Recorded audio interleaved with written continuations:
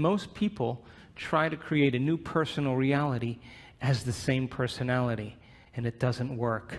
We literally have to become somebody else. So then you would have to agree with me then all this information that you're learning today would inspire new thoughts, yes? And new thoughts should lead to new choices, yes? And new choices should lead to new behaviors. And new behaviors should lead to new experiences. And then new experiences should create new emotions, yes?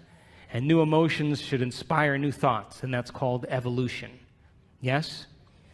So then those emotions that Greg was talking about this morning, the majority of people in the Western world spend the majority of their life living by the hormones of stress. Now, stress is when your body's knocked out of homeostasis. The stress response is what your body innately does to return itself back to order. That's the first definition of resilience. Now, you have three types of stress. You have physical stress, like an injury, an accident, a fall, a trauma. You have chemical stress, like viruses and bacteria and blood sugar levels and heavy metals and hormones and foods and hangovers. And then you have emotional stress, right? Traffic jams and internet connections and second mortgages and single parenting and 401ks. And each one of those things knocks your brain and body out of balance. And all organisms in nature can tolerate short-term stress. If the deer gets chased by a pack of coyotes, if the deer outruns the coyotes, 15 minutes later it goes back to grazing and the stress is over. Human beings are different. We can turn on the stress response just by thought alone. You can begin to think about some future worst-case scenario, and because the privilege of human beings is that we can make thought more real than anything else, we can focus on that possibility to the exclusion of everything else. And you can knock your body out of physiological balance just by thought alone, and your body, as the unconscious mind, believes it's in that experience in the present moment. And we can unfold past bitter memories that are tattooed in the recesses of our gray matter, and like magic, we bring them to life, and in that moment, it's real. And so the hormones of stress long-term push the genetic buttons that create disease, and no organism can tolerate living in emergency mode for extended periods of time. So then think about this. You can turn on the stress response just by thought alone. How many people have done that? You've done that? It's called being human, right? And we know that the hormones of stress dysregulate and downregulate genes to create disease. So that means then your thoughts can make you sick. So here's my question. If your thoughts can make you sick, can your thoughts make you well? I'm talking to the right audience. So then the hormones of stress, though, give the body and brain a rush of energy. And it's like a narcotic. It becomes a drug. And people become very addicted to the adrenaline and the stress hormones. And they use the problems and conditions in their life to reaffirm their emotional addiction so they can remember who they think they are. The bad relationship, the bad job, the terrible circumstances, all of that is in place because the person needs that to reaffirm their emotional addiction. Because God forbid they couldn't feel anything. So then if the hormones of stress become like a narcotic, and you can turn on the stress response just by thought alone, then we could become addicted to our own thoughts. How many people are still with me? So then if you become addicted to your own thoughts, when it comes time to change, then you can understand then, just like an addict, the moment you're no longer thinking certain thoughts that are making certain chemicals for you to feel a certain way, and those feelings drive the same thoughts. You know, like if you have an insecure thought, you begin to feel insecure, right? Come on. And the moment you feel insecure, you're going to think more insecure thoughts, yes? And if you keep doing that for 20 or 30 years, it's going to feel pretty familiar, yeah? And then you're going to say, I am insecure. Well, whenever you say I am anything, what you're saying is you're commanding your mind and body towards a destiny. So if the body has been conditioned to the mind of insecurity, don't you think then the moment you're no longer going to think insecure thoughts and fire and wire those circuits in your brain and then produce the blend of chemicals for you to feel that way, don't you know your body is going to do what? It's going to look back up at your brain and say, hey, I modified my receptor sites for you. We've been doing this for 20 years. I'm counting on those chemicals coming. Now you're just going to stop? And it's going to start sending signals back to the brain. And the hardest part about change is not making the same choice as you did the day before. And so these people understood that their 20 years of hatred, or their 30 years of anger, or their 15 years of fear or insecurity was the very reason that they were sick. And because feelings and emotions are the end product of past experiences, and we can remember experiences better because we can remember how they feel, if the environment signals the gene and the environment produces a chemical reaction, then as long as you're feeling the same way every single day, there's no new information coming from the environment, and you keep signaling the same gene. How many people are with me? So then the emotions of anger and aggression and hurt and hostility and hatred and prejudice and fear and anxiety and insecurity and hopelessness and powerlessness and depression, guilt and shame, those are all familiar emotions to us because we've experienced the events correlated with them. How many people are still with me? And it's those emotions that are derived from the hormones of stress. And if you keep knocking your body out of balance, that imbalance becomes the new balance, and you're headed for some type of disease. And these people began to realize that they had to change that. And when we react to something or someone in our life, there's always a change in our chemical state. We're altered in some way. And if you don't know how to control your emotional reaction to that event in your life, and that chemical refractory period continues for hours or days, that's called a mood. What's wrong with you? I'm in a mood. Oh, really? Why? Thought you'd never ask. Well, this thing happened to me 5 days ago, and I'm living by the same emotional reaction. Now, if you keep that refractory period going on for weeks or months, that's called a temperament. Why is he so angry? I don't know. Why are you so angry? Well, this experience happened to me 9 months ago, and I'm living by the same emotional reaction. One long refractory period. And if you keep it going on for years on end, that's called a personality trait. And most people wear their emotions layer by layer, and they believe that's who they are. And there was an article in Scientific American just 2 months ago that scientists said that 50% of what you say about your past is not true. Because you're not the same person. You make up stuff. And so then, if feelings and emotions are the end product of past experiences, now stay with me. Did Greg say we need to think differently? Yes? So how many people in this audience believe that the way you think has something to do with your life? You do, yes? Okay, so feelings and emotions are the end product of past experiences, yes? You can remember experiences better because you can remember how they feel, yes? So then, if you can't think greater than how you feel, or feelings have become the means of thinking, are you thinking in the future or are you thinking in the past? And as long as you're thinking in the past, what are you creating more of? Quantum model of reality still applies. And so, if you're feeling the same way every single day, then according to our biological model, it means nothing new is happening in your life. Is that right? Because how many potentials exist in the quantum field? How many?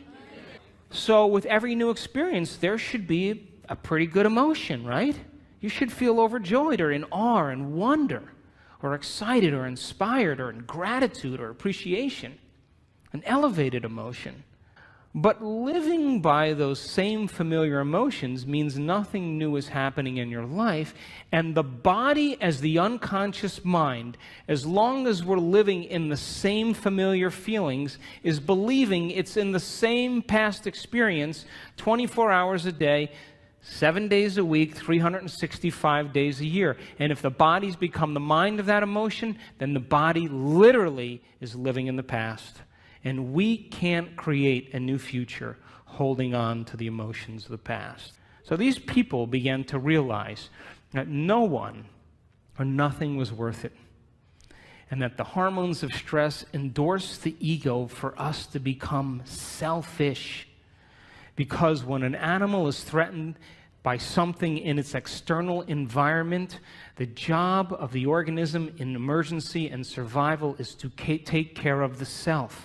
And we identify the self as a body in the environment and in time. When the zebra is being chased by the lion, she's only concerned about 3 things. Her body, like I better take care of this, so I better put my attention on it. The environment, where am I going to go? And how much time do I have to get there? And when you and I live by the cocktail of those stress hormones, we obsess about our bodies, our hairstyle, our face, our weight, our problems, things in our environment, things we have, things we don't have, and we obsess about time. But that's not who you are. Because as long as you're living by the hormones of stress, you're living as a materialist. Because the hormones of stress cause us to believe that the outer world is more real than the inner world. And those hormones absolutely make us feel separate from possibility. Why? Because when you're being chased by a lion, it's not time to create. It's not time to trust. It's not time to learn. It's time for emergency. So the majority of people in the Western world spend the majority of their time preparing themselves for the worst case scenario and protecting themselves from it. They're basically trying to predict the future from the past. And when we get it right, you know what we say, right? You need to hang out with me. See how smart I am? But what happens when it doesn't happen? That's called anxiety. That's called neurosis. It's called insomnia. And so when we live by the hormones of stress and we're defining reality by our senses, we become materialists because we feel separate from possibility, and all of our attention goes on our bodies, the environment, and time. Another way to say that is, from a quantum perspective, the atom is 99.9999% energy and information, and we're putting all of our attention on the particle, and we're missing out on possibility. And so these people had to hit a point of crisis where they finally started taking their attention off their outer world and started to ask themselves some bigger questions. Who am I? What is a greater expression of myself? What would I have to change to be happy? Who in history do I admire that I want to be like? And they began to contemplate and speculate and rehearse who they were going to be if they got better. And the mere process of thinking about who they were going to be began to change their brain. And when you marry a clear intention is a thoughtful process, with an elevated emotion, that's a heartfelt process, you move into a new state of being.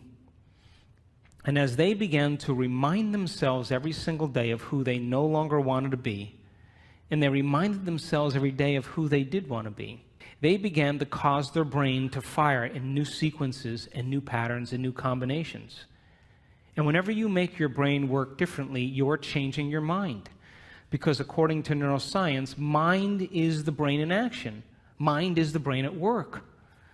So they reminded themselves every day of who they wanted to be, and they began to fire and wire new circuits in their brain that became the very platform of the foundation of who they would become. But here's the point.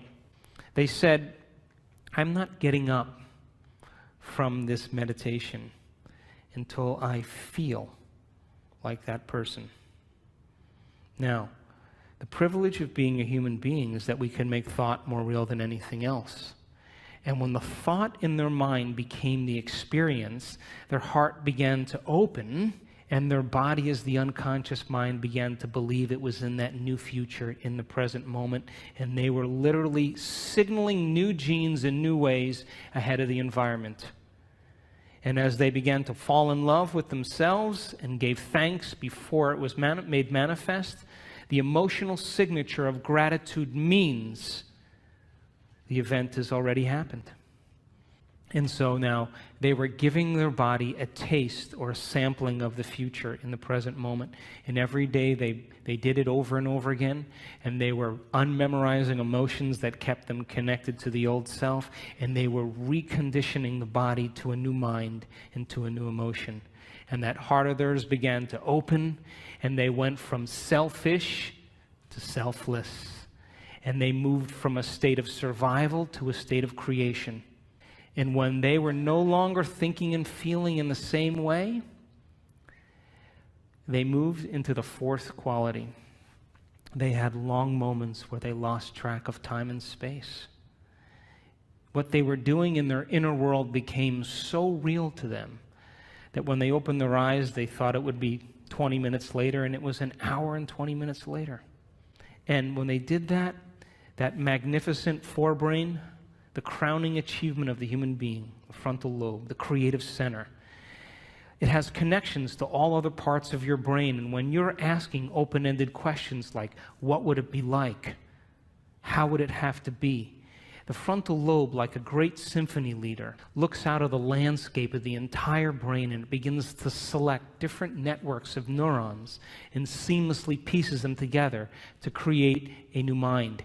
And the moment the brain begins to fire in tandem, the frontal lobe creates a picture.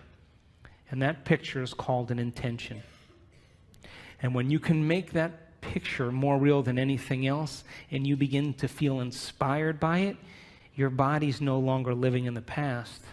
Now it's living in the future. And every day, as they no longer fired and wired the same circuits in their brain and emotionally signaled the same genes in the same way, they were moving into stasis. And then they began to reverse the process. And a new state of being is a new personality. And a new personality creates a new personal reality. So, after I wrote Evolve Your Brain, and after What the Bleep, you know the most common question people asked when I was traveling around the world? How do you do it? How do you do this stuff? Why is it so hard to change? I mean, what do you do? And so we started teaching workshops around the world, and we were doing introductory levels. And we were using science and brainwave technology and breaking it down, heart coherence, so people could understand how powerful they really were. And so we started teaching these workshops after What the Bleep, and for the first year and about 3 or 4 months, guess what happened? Nothing. I don't know if it was me or just whatever it was, but there wasn't a lot happening. And then after about 1.5 years or so, we started getting these emails. You know, people coming to the events, and the first line of every email was always the same. You're not going to believe this.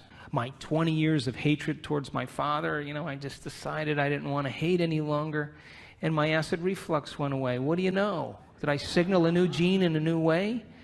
And people started to correlate what they were doing. They were actually practicing it consistently, not as something that they had to do, but something that they wanted to do, because they believed it was possible. And if you knew that you were a creator of reality, that your thoughts have something to do with your destiny, if you knew that on a gut level, would you ever miss a day? Never miss a day. And would you ever let a thought slip by your awareness that you didn't want to experience? And so when we started seeing the feedback started to come in, people started saying, hey, I'm feeling better, things are starting to happen in my life. That was, for me, the most important point in my career, because I knew on some level that we were making a difference in people's lives. And so people around the world started sending in these wonderful emails, and I just was doing these level 1 intensive workshops, and then after I'd finished the workshop, people would say, can we do another one? I'd be like, okay, we'll do another one. So we did like these level 2s, and then after level 2, someone said, can you do a level 3? And I said, okay, we'll do a level 3. Then after level 3, someone said, can you do another one? I said, I don't think I know anything else. But we kept doing them. I kept learning, and we were in Seattle a couple years ago, and we did a progressive workshop. And there was a lady with MS whose wheelchair, her motorized wheelchair, broke down. And she came anyway. And by the end of that event, she was walking across the room, unassisted, with no limp, and the motor functions in her leg came back. Now, I have to tell you, I was more surprised than anybody. Because now I knew that we were signaling new genes in new ways in real time. That, I mean, we could talk about genes forever, but your genes are a library of potential. They're a library of possibility. They're a parts list. And when you begin to do something differently, when you begin to think something differently, when you begin to experience something differently, when you begin to emotionally embrace something differently, you're literally changing your genetic expression.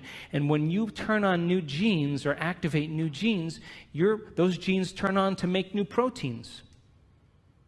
So then, people were literally turning the genes off or down-regulating the genes that had to do with their disease and up-regulating new genes right in their meditation, and their body began to change before our eyes. We did another event then, a few months later, and another lady with MS was dancing around the front of the room. Now, there's a scientific part of me that I just couldn't overlook this. And I became very, very passionate about this idea called information to transformation. And I said that if it's happening in real time, people are doing amazing things. Common people just like you give them information, really profound information that has to do with the truth of the way reality really is. And you begin to have them share that information where they can repeat it. They're wiring it in their brain. Would you agree? If you can repeat something, it's in there, yes? The latest research that was done by Kandel, the Nobel Prize laureate, he said that when you learn a new bit of information, you double the connections in your brain in certain areas from about 1,300 to 2,600 new connections. As a matter of fact, every time you learn something new, you're making a new connection in there. That's what learning is. So he saw that you increase the number of connections in your brain just by learning a few bits of information, but if you don't revisit that information and review it, those connections prune apart within hours, within days. So it's important then for students to be able to learn the information and then repeat it. And then that information, then there should be some instruction, and to demystify it so that they can understand that they can have a new experience. And that new experience should produce some type of transformation. And if it's happening in real time, we should measure that transformation in our seminars. And if we can measure that transformation and begin to interpret it, synthesize it, all of that information then that we've measured is more information to teach transformation better. And if people continue to transform and we measure it, that's more information to teach transformation, and we begin to close the gap between knowledge and experience. How many people are with me? So this year, in February, we did our first advanced workshop, and we had people from all over the world come, and it was in Carefree, Arizona. And I brought in a team of technicians and neuroscientists, and we brought in a physicist from St. Petersburg, and I wanted to begin to measure transformation. And we measured the energy field of the room, because everybody says, oh, wow, the energy was really great in the room. Well, I wanted to see if there were physical changes taking place in the room. I wanted to measure the energy field around people's body. That if photons become excited and you begin to experience elevated emotions, emotions are just energy. And as Greg talked about, the coherence that's created from an elevated emotion broadcasts a signal into the field that is feet to meters wide. And then if we could measure all of those things and we can consistently have people retreat from their life for 4 days to no longer return back to the same environment that reminds them of who they think they are. So for 4 days, people retreated from their world. And we started at 6 in the morning, and we went till around 6 or 7 at night. And these people were passionate about transformation. And we recorded amazing things. And I'm going to show you some of those pictures after we take a break. But it begs the question then, if your personality creates your personal reality, and you walk back into your life every single day, and you see the same people, and you go to the same places, and you do the same things at the exact same time, then it's your external environment that's turning on different circuits in your brain, causing you to think equal to everything that you know. And as long as your same environment reminds you of who you are, and you're thinking equal to your environment, then your personal reality is creating your personality. And there's a dance between the biology in your inner world and the experience in your outer world, and that tango is called karma. So then to change then is to be greater than your environment, to be greater than the conditions in your world, to be greater than the circumstances in your life. And every great person in history knew this, whether it was William Wallace or Mahatma Gandhi or Joan of Arc or Martin Luther King, the Wright brothers, to have a vision, an idea, a dream, and to begin to no longer keep doing the same things, as Greg said, because all of the adversity in our life is to initiate us into greatness. It's to call out something greater in us.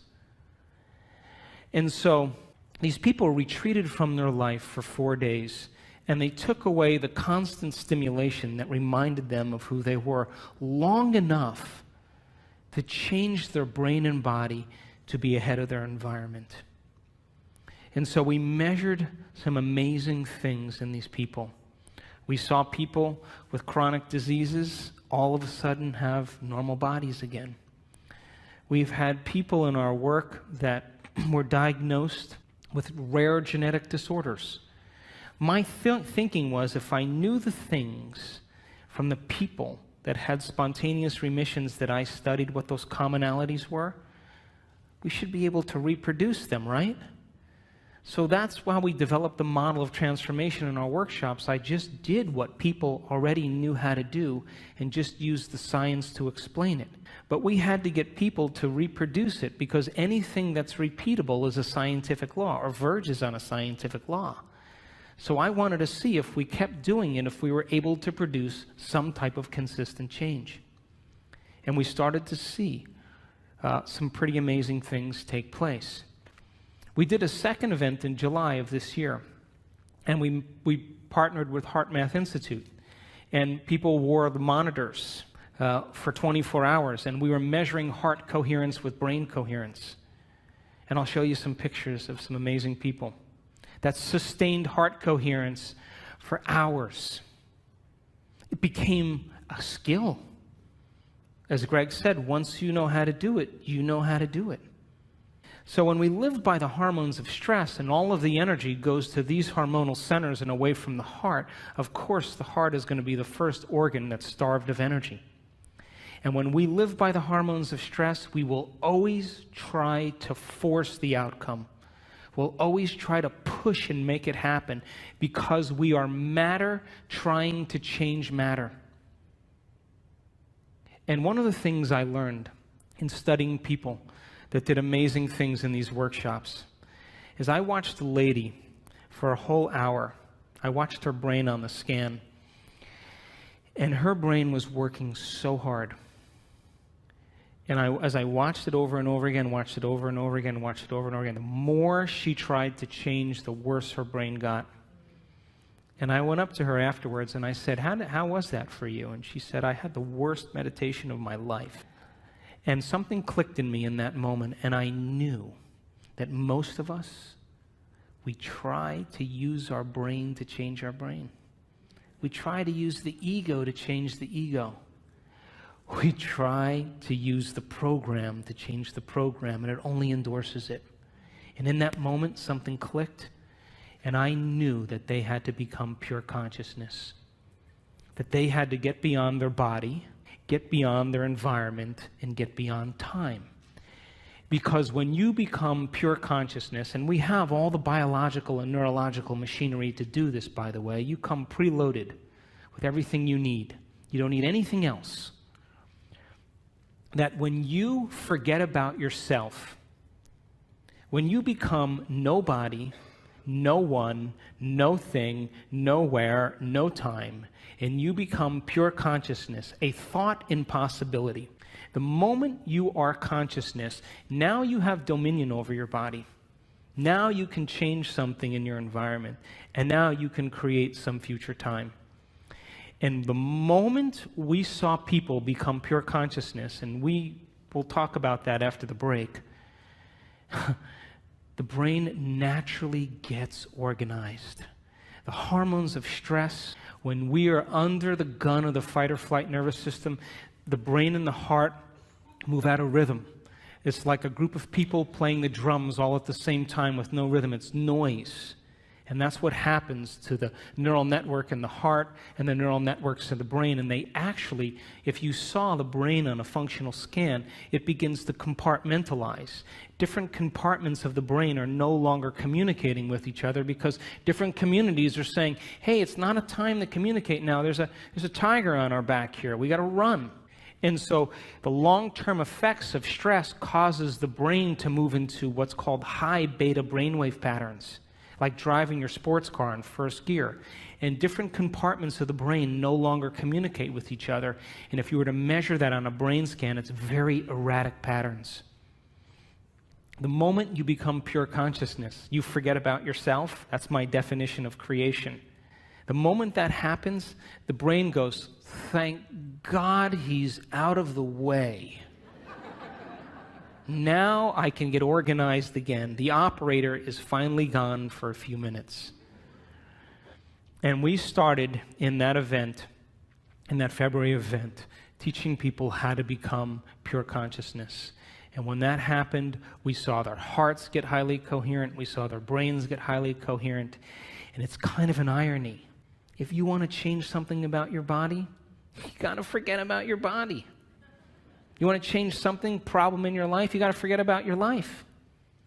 You want to create some future time, you have to forget about time. And you have to become no face, no gender, no profession. You have to become pure consciousness.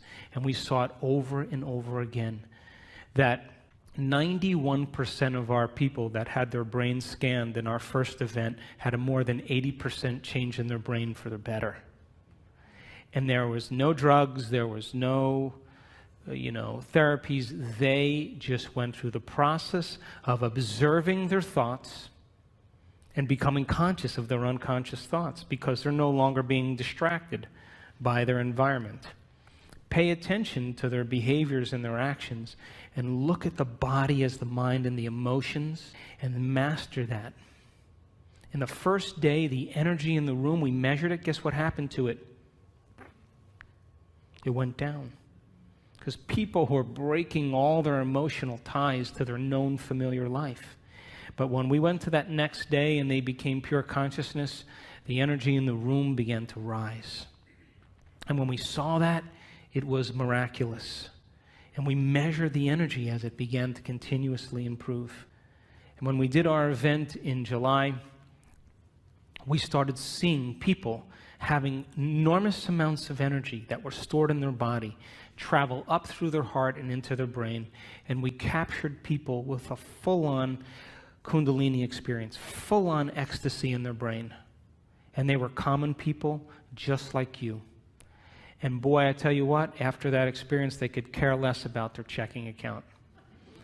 They could care less about their problems. And we saw one lady move into such a state of ecstasy. We were watching her on the camera, on the screen like this. And all of a sudden, we saw her brain get very organized. The front of the brain talking to the back of the brain, the back with the front, side to side. strong level of coherence, and all of a sudden, she went into this high consciousness state called gamma brainwaves. And gamma brainwaves is super consciousness. And I looked at that screen, and I looked at the neuroscientist, and I looked at him again, and I said, I think she's in ecstasy. And we turned around, and she had tears running down her face. She was so connected to something greater. She didn't want the experience to end. I'm going to show you pictures of her brain. She wanted the moment to elongate. She felt so connected, and all of a sudden, when that posterior pituitary turned on and released all that oxytocin into her brain, guess what it did to the amygdala, where all the stress circuits are? It anesthetized, it shut down fear, it shut down hostility, it shut down sadness. Those circuits are turned off when oxytocin is like that. And the heart begins to open its vascular channels, and motility increases, and she feels connected to something greater. And she would never try to force the outcome in that moment. She's already connected to the outcome. She's trusting in the outcome. And we saw it with more than one person. And so the concept of information to transformation is to empower you that it's possible, that all of this information and science and everything that's coming out right now is for us to do something with. And this is a time in history where it's not enough to know. It's a time in history to know how. And when you give common people the opportunity to understand the truth about themselves, and then you inspire them to go out and try it like a scientist. Hey, I'm going to change the way I think and feel. I should see some effect in my life. And the moment I can correlate the feedback in my life with what I did, I'm going to do it again. And so we've had people around the world heal themselves of all kinds of conditions. We've had people win the lottery. We've had people create new opportunities for themselves, because nobody is so special to be excluded from this phenomenon. And the phenomenon is that you are a creator.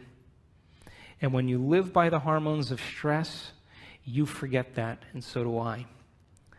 And when we live by the hormones of stress, we are always trying to change matter by being matter. We're being a brain trying to change a brain. We're being matter trying to change something in our life. But when people begin to understand how to apply these principles, and they begin to practice them and make them a skill, and the more you practice it, the better you get at it. So think about this. What if you woke up in the morning, and instead of getting out of bed and doing the same thing as you did the day before, and going through the same routine as you did for the last 5 years, what if you woke up in the morning and you place your hand over your heart and you say, I'm going to teach you what it feels like to be noble today. I'm going to train you to know what abundance is. And you begin to marry a clear intention with an elevated emotion, and you memorize that feeling, and you're able to maintain that modified state of mind and body your entire day. Get ready, because something unusual is going to happen in your life. That's the law. And the hardest part about all of this, hardest part, is simply making the time to do it. Making time for our precious selves to decide then, well, geez, I want to be wealthy and abundant. Well, if I want to be wealthy and abundant, then I can't feel lack, because a wealthy person never feels lack. And if I feel lack, I'm going to attract lack. Gold only attracts gold. Lead doesn't attract gold. And so then when we see our life now as an initiation, and we have to meet the conditions in our life from a greater level of mind every day, then wouldn't it be a good idea every day to ask yourself a question like, what is the greatest expression of myself that I can be today? One lifetime today. Can I demonstrate love? Can I be patient? Can I be filled with energy and enthusiasm? Can I give? Who in history do I admire that I want to be like?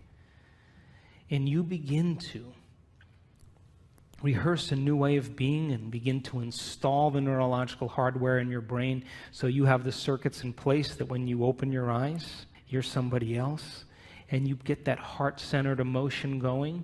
You move out of these survival centers, and the moment you open your heart, it's a fact. The Heart Math Institute did the research. Take a clear intention and marry it with an elevated emotion, and you change matter. You alter DNA at a distance because the thoughts you think are like the electrical charge in the quantum field, and the feelings that you emote are like the magnetic charge. And how you think and how you feel broadcasts an electromagnetic signature that influences every single atom in your life. So what are you broadcasting every day? So if you were able to practice it and change your brain and body ahead of the environment every day, then, you know, your friends would go, "You look different. Did you change your hairstyle?" "No." "No." "Really? Did you shave your mustache?" "No, never had a mustache." "Really? Did you lose weight?" "No." "No." "Whoa, wow, something's different about you." Because they're sensing a change in energy. And when you change your energy, you change your life. How many people are with me? So, great time to be alive, would you agree? We signed up for this. But listen, you can't stand up and in the name of spirituality say, "Hey, let's all live in gratitude," and get in your car and be like, "Hey, get out of the way," cut people off. What's that? That's like, eating a delicious, vegetarian organic breakfast and then spending the rest of your day eating junk food. That you have to lay down we have to lay down the very thing we used our whole life to get what we want for something greater to happen.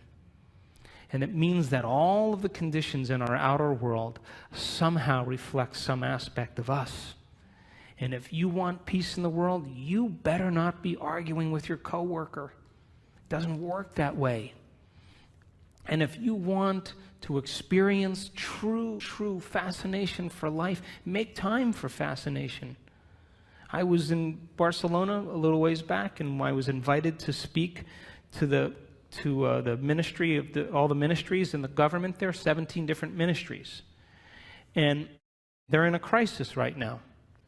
And the one thing I didn't want to be was some know-it-all American, And I said, how do you become supernatural? You got to start doing what's unnatural. When there's a crisis and everybody is in lack, that's the time to give. When everybody else is in fear, that's the time to demonstrate courage. When everybody else is hostile and judging, that's the time to show compassion. And if we can continuously do over and over again what is so unnatural, sooner or later will become supernatural. Wouldn't you agree? So then if you're working on your anger and your frustration, and I'm working on my fear and my anxiety and my judgment, and I'm taking care of me and you're taking care of you, then everybody was doing that, we would sooner or later start to see some change in the world. Yes? So then we have to begin to start somewhere. And the place we start then is looking within and beginning to look at some of those emotions that keep us anchored to the past, that literally begin to break us down. And if a person can move into an elevated state of being every day, and they understand that they're signaling new genes just by doing that, just by doing it. If you have that understanding, you will produce greater results.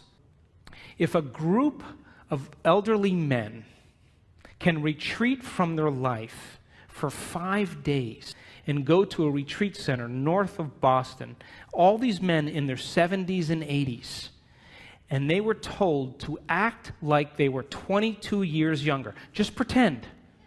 And they had, magazines with Mickey Mantle and Joe DiMaggio and Marilyn Monroe movies, and they had papers with current events. And for 5 days, they hung out with other men, and they just pretended like they were 22 years younger. They took height measurements, weight measurements, range of motion measurements, finger length measurements, extremity measurements, and cognitive tests. At the end of 5 days, guess what? 60% better scores on cognition. Finger lengths, all of them longer.